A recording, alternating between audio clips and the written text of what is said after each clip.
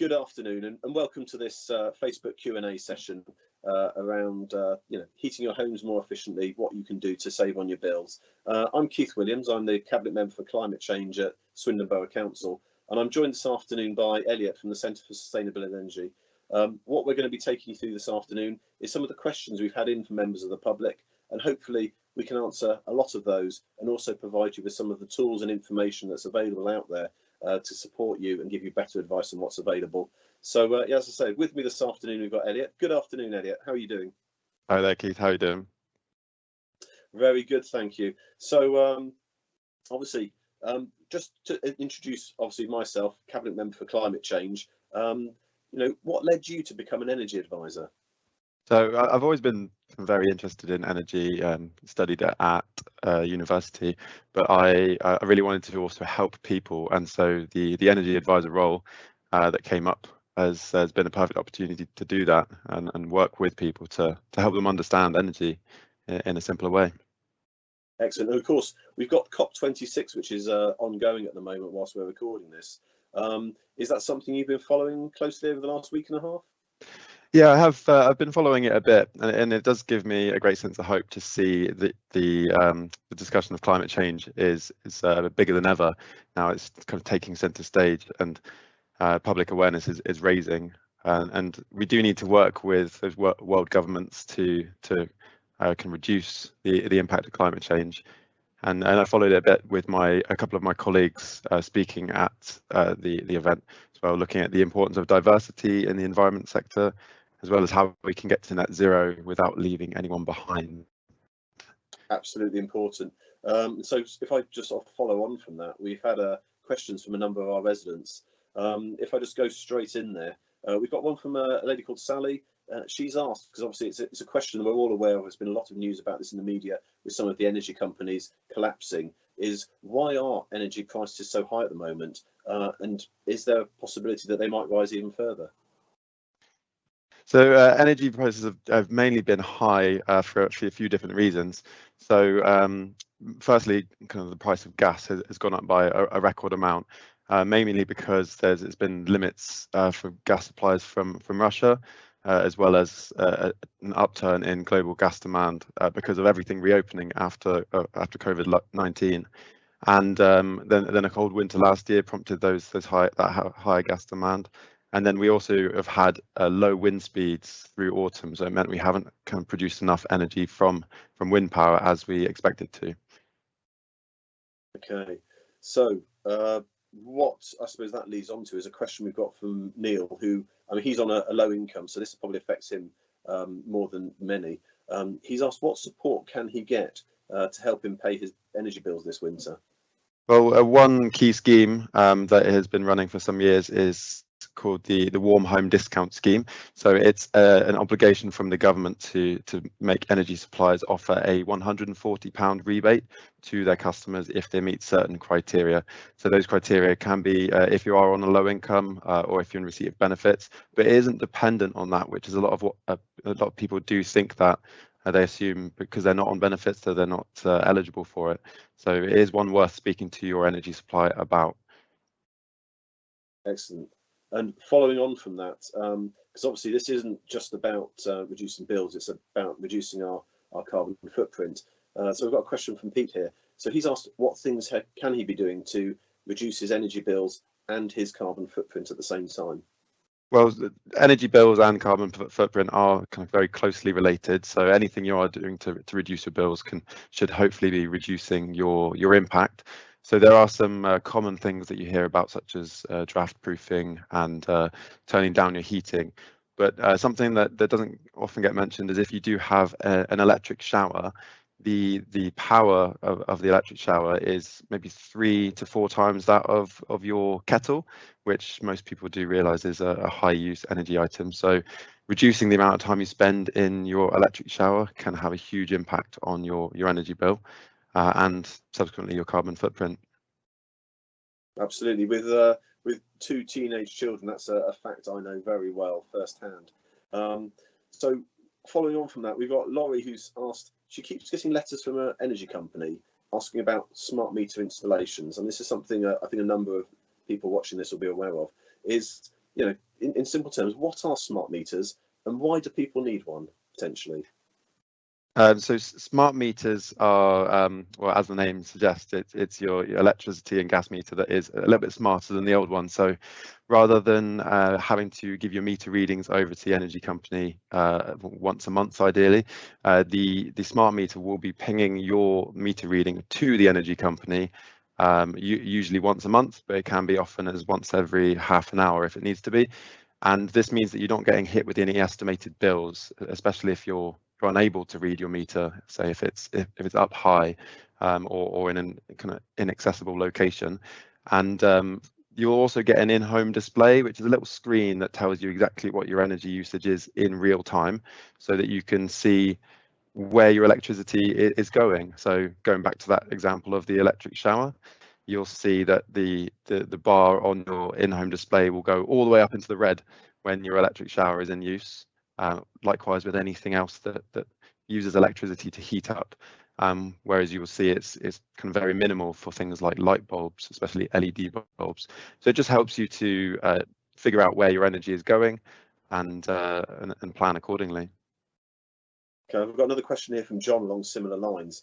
He's asking, does it take more electricity to turn lights off and on again rather than just leaving them on? I know this is something that I can remember from my grandmother, to be honest. I think it was around fluorescent tubes in the kitchen and things like that, that if you left it on for maybe, if you're going to turn it off and turn it on again within the next 15 minutes, it was going to use more power to get it back on again. Is this true? Yeah, so as you suggested, it is something that it used to be the case, but not so much anymore. No. So with most light bulbs, they are LED bulbs, and there is very minimal difference in energy for turning it on and off. So it's certainly best to turn it off when you don't need them. Absolutely. And following on from that, we've got Jack. Jack's asking, he's worried that his energy supply could go into administration over the winter, as many have done so far.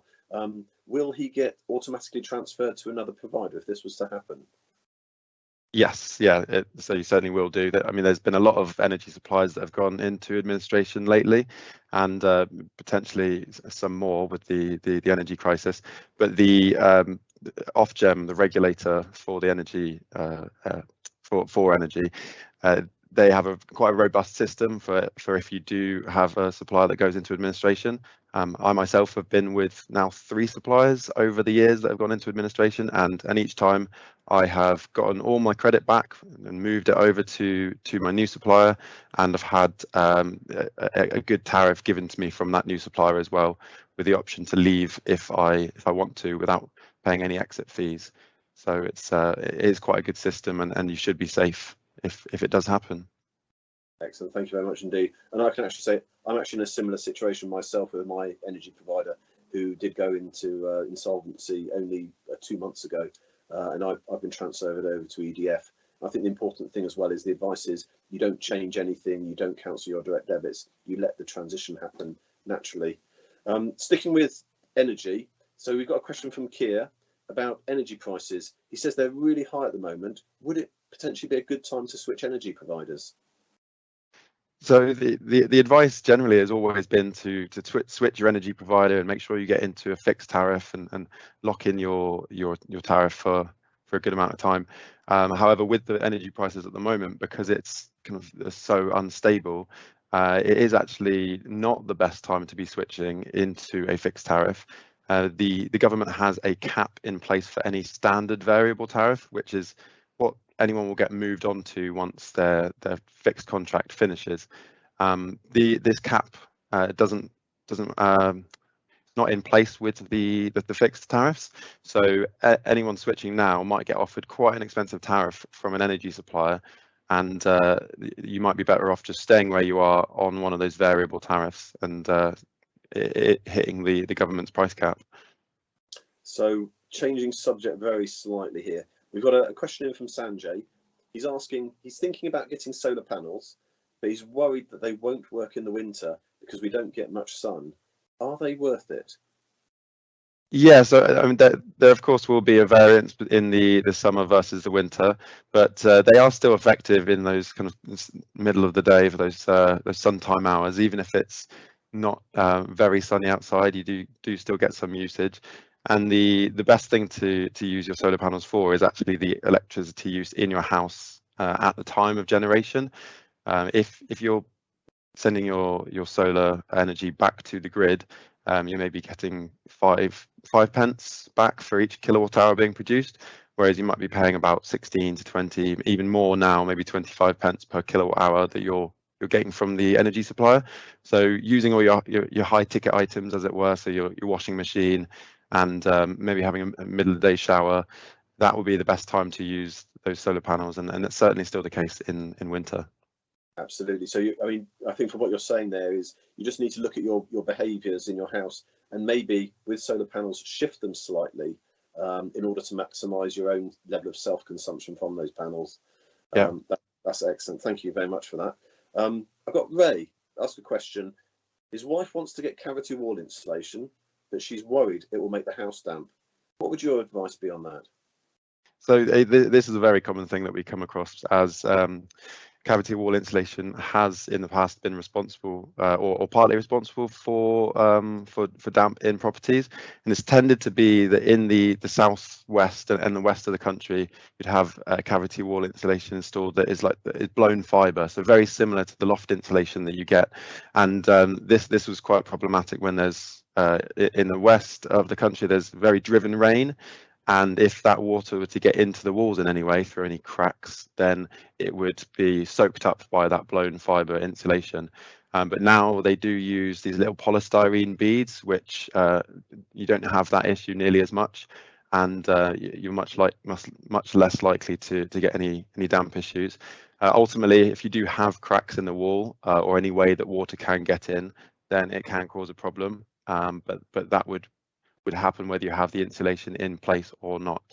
I would certainly recommend cavity wall insulation, as the survey and the contractors will kind of discover if there's any reason they can't do it, and you lose on average about 35% of your heat through your walls if you have an average size house. So it can be a real difference maker in keeping heat in. Absolutely. I can actually attest to that, because I did actually have my walls filled myself this year with polystyrene beads, and it's actually remarkable the difference with the way the house of an evening, when the central heating goes off, the way it actually retains the heat. It does make a noticeable difference. It actually makes it quieter as well with regards to the noise outside, which is an added bonus. Moving on then, we've got a question from Laura. She's a bit concerned that if she puts her clothes in the washing machine at only 30 degrees, will it actually clean them? Yeah, it certainly will. All the detergents that are made nowadays are made to work at lower temperatures. You might find that the higher temperatures are better for stains, but if it's just some general cleaning, then yeah, 30 degrees is definitely good enough. The majority of your energy use in a washing machine is actually just for heating up the water. So again, just washing at 30 degrees versus 60, or some people even do 90, it'll be a huge reduction in your energy usage to do that.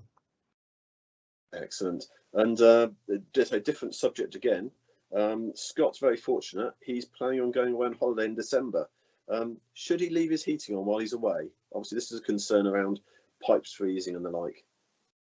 Yeah, so a lot of systems will let you have it on like a frost guard or freeze guard, so just to prevent that kind of freezing and putting it through on a low temperature, but certainly not leaving it on in any sense how you would when you're in the house, as it's ultimately just wasted energy. Whether it's gas or electric, it's going to cost you a lot more, and ultimately, yeah, not reduce your impact on the environment. And I've got another similar question from Maggie. She's asking, do appliances use electricity when they're plugged in and not being used? Okay, so it depends on the appliance. Certainly things like your TV or a microwave and anything that might have a little clock on it, you can see that it's using some energy. But if it's say a phone charger and there's no phone actually plugged into it, then it probably won't be using energy. But with those things that are on standby, it would be recommended to turn them off anyway. Because I think if on average, if you turn off everything in your house that is on standby, you save about £30 a year on the electricity, which is actually quite a large amount for just turning things on and off. Yeah, I do remember a story. I had a friend who actually he went testing all the devices in his house, and there was actually one, a satellite box, and he tested it. When the green light was on, it used exactly the same amount of energy as when he turned it off. The only difference was the light went from being green to red. So it's unfortunately not always the case. We've got another question here from Alan. He's wondering, what schemes are the government running through local councils to improve the energy efficiency of homes, such as boiler upgrades? Okay, so there is funding to improve properties. There has been for a while something called the Energy Company Obligation, or ECO for short, and that is essentially where energy companies have to put money into a pot to help pay for things like loft insulation or cavity wall insulation or new boilers. And there's more funding that is being generated for improvements such as solar panels or replacement of single glazing windows if you've got old wooden windows, and that has come in within the last 6 months or so. So yeah, there are huge improvements towards that, and just speaking to your council to see what is available, we can look at the availability of that for anyone really. Excellent. And going back to the subject of heating homes, we've got a question here from Rosa. She's asking, she heard that the government are planning on banning gas boilers, and I know the proposed date for this has changed. She wants to know what's the alternative that's available or will be available in the future. So the alternative that's mainly going to be available is something called a heat pump. So in essence, what it is, it's a reverse refrigerator. So where your fridge is taking cold air from inside warm air from inside the fridge and putting it back out. So it stays cold inside. It's the opposite for a house. And so they will kind of be going into more properties, but to be more effective, the property needs to be fairly well insulated. So there needs to be a focus on improving the fabric of the property first, so that these heat pumps can give you adequate heating throughout the property. Excellent. Got a question here from Susie. Susie's asking, is it worth her switching to a green energy provider? Absolutely. I mean, to link into the previous question, those heat pumps, they do still use electricity, and if you're wanting to be reducing your carbon impact, then going through a green energy supplier and then having that heat pump run on that green energy is a way to do it.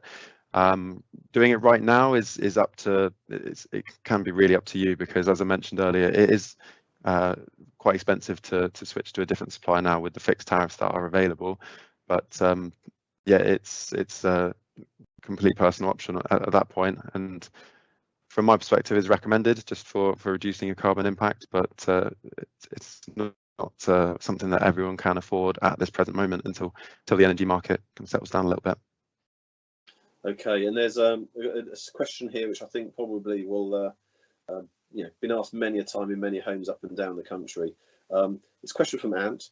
He's asking, does hand washing dishes rather than running through the dishwasher save energy?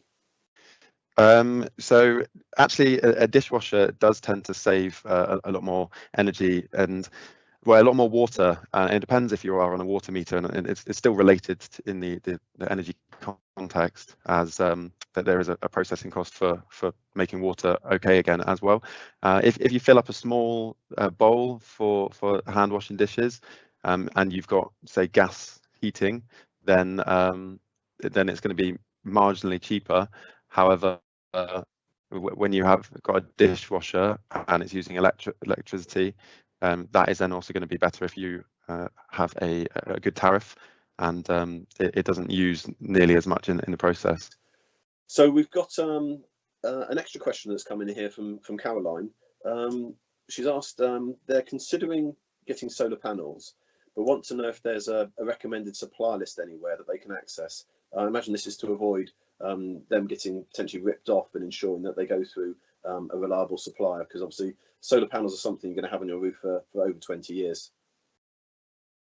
Yeah, so it's a great question. We get it a lot as well. One route I'd recommend is going through the micro generation certification scheme, or MCS. So they are as the name suggests, the certification scheme for any renewables systems that are installed, and contractors have to be accredited by them. So they do have a postcode search on their website, so you can find local contractors to you that are that do have their kind of stamp of approval, basically.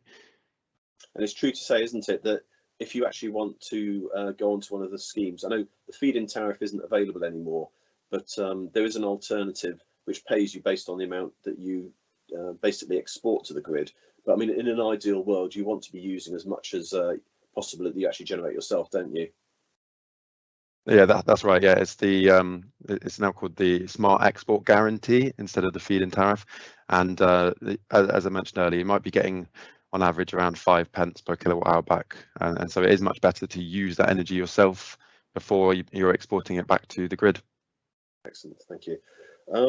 Now we've got a question from Kate. She's basically asking, are the boxes and soft furniture stored in her loft providing any insulation value?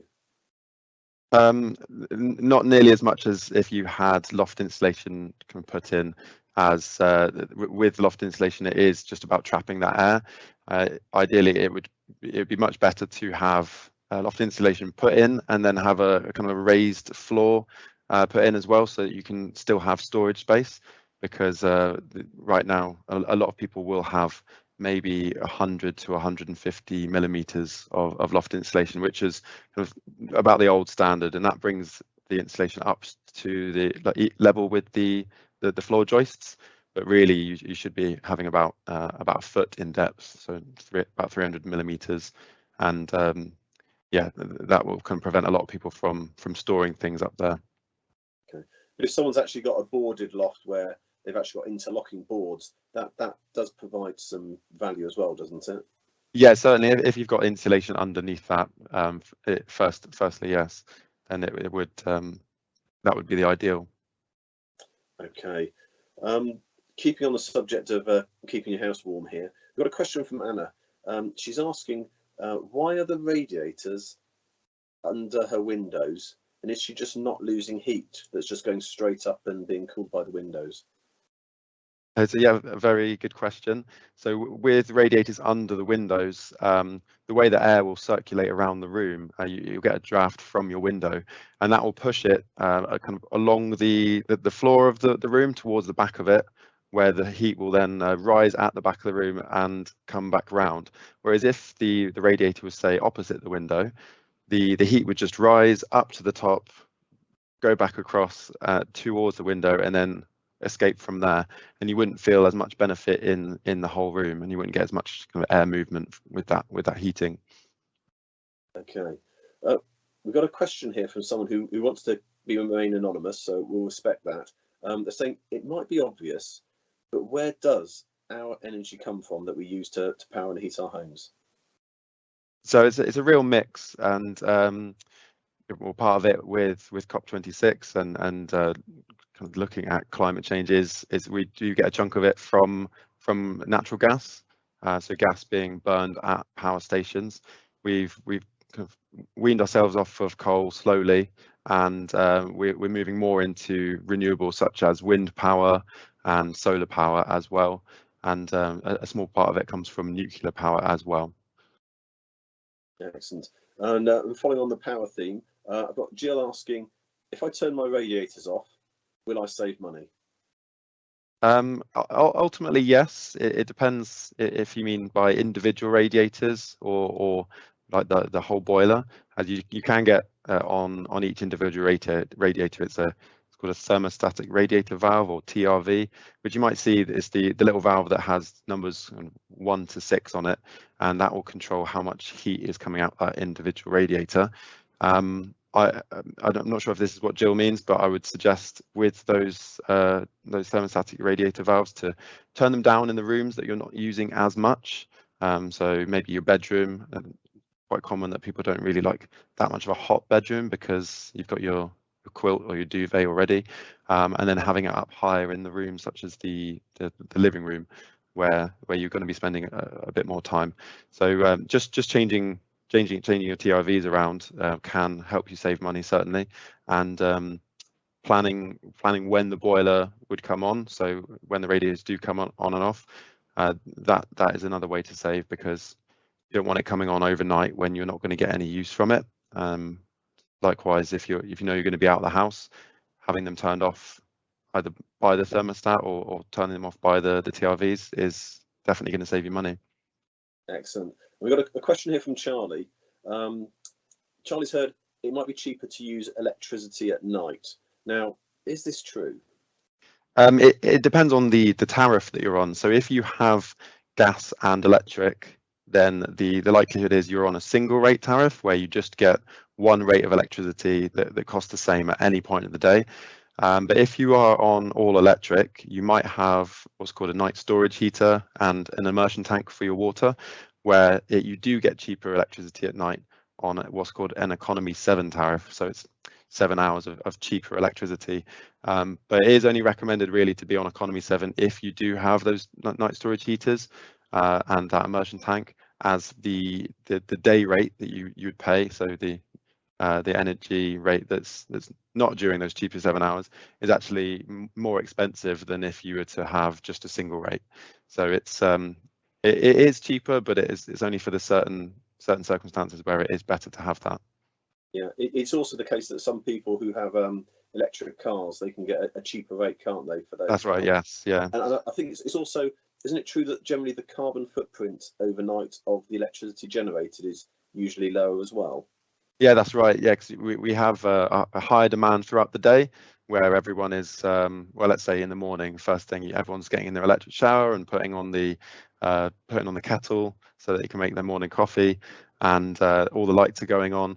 And then there's a kind of a lull in the middle of the day, and then towards dinner time again is where it kind of goes quite high again.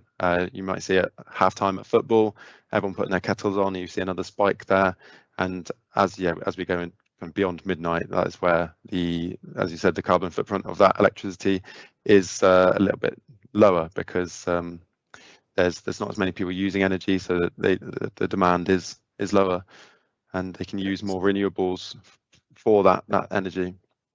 Excellent. So Sue has asked us a question. Is it better to leave the hot water heater on all the time rather than turning it on and off? No, so it is much better to turn it on and off for when you need it. Even better if you can have a programmer installed for that, so that it's coming on at the times that suit you, because otherwise it is just topping up that hot water constantly. And a lot of people find that they have a hot water tank, an immersion tank, and then they have an electric shower, and the only reason they have this giant tank heating up is purely for their taps and for maybe a bit of washing up. And so sometimes it's even just better to have that tank turned off and just to boil a kettle and mix that in with some cold water to use for washing up your dishes. And that can save you a huge amount of money on your bills, as well as reducing your carbon footprint on that too. So yeah, do turn it on and off. It's equivalent to just leaving your kettle on all the time, isn't it? Yeah, very much so. Yeah, it's pretty much the same technology. You wouldn't dream of doing that. So last couple of questions we've got here now. I've got one from Kaz. She's asked, it goes back to the topic we were talking about earlier on this afternoon, is how can I find out if I already have cavity wall insulation in my house?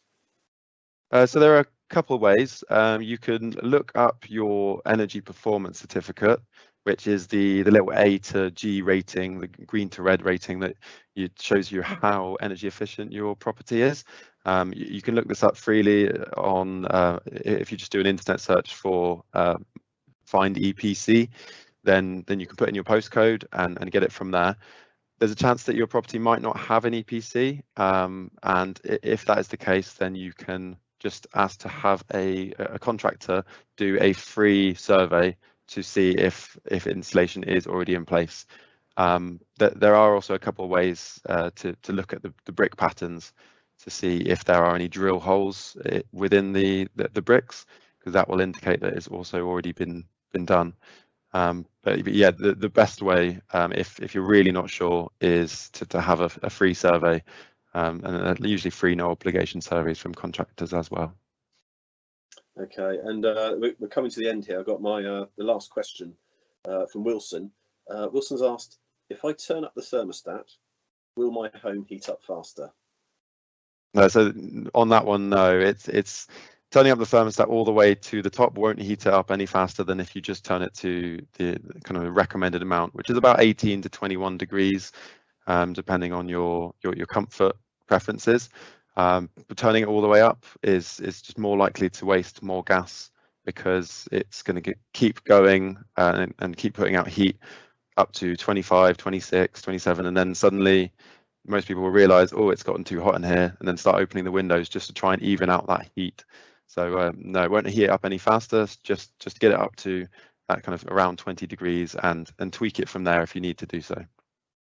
Yeah, good advice. Right, that brings our questions to a close. So, I mean, thank you very much for that, Elliot. Like I say, are there any closing remarks you'd like to share, or any sort of pieces of advice that we haven't covered as part of the discussion? Yeah, I just wanted to mention really that there is the Warm and Safe Wiltshire service that is run by our charity, the Centre for Sustainable Energy, on behalf of Swindon and Wiltshire Council. So if you do have any questions about your energy, you do want to have a look at your tariffs, or you want to check that you are eligible for any schemes to get new solar panels, or get your boiler upgraded, or if you do have a broken boiler, then please do just get in touch with us. So just do an internet search for Warm and Safe Wiltshire, or our number is 0800 038 5722. Thank you very much indeed for that, Elliot, and thank you very much indeed to those of you who've connected in to join us this afternoon. I really hope that the questions and answers this afternoon have been of real use to you. Please do get in touch if you've got any other questions. Obviously, Elliot's provided the details there. Similarly, we do have a Be the Change website at the council. So if you were to Google Swindon Be the Change, or alternative, just go to www.swindon.gov.uk/Be the Change. There's information there for not just residents, but for small and larger businesses about what you can do and about what initiatives we have coming up that are available, and ways to reduce your carbon footprint and save energy in what are quite difficult times at the moment, especially as we head into winter. So thank you very much indeed, everybody. Take care. We look forward to seeing you soon.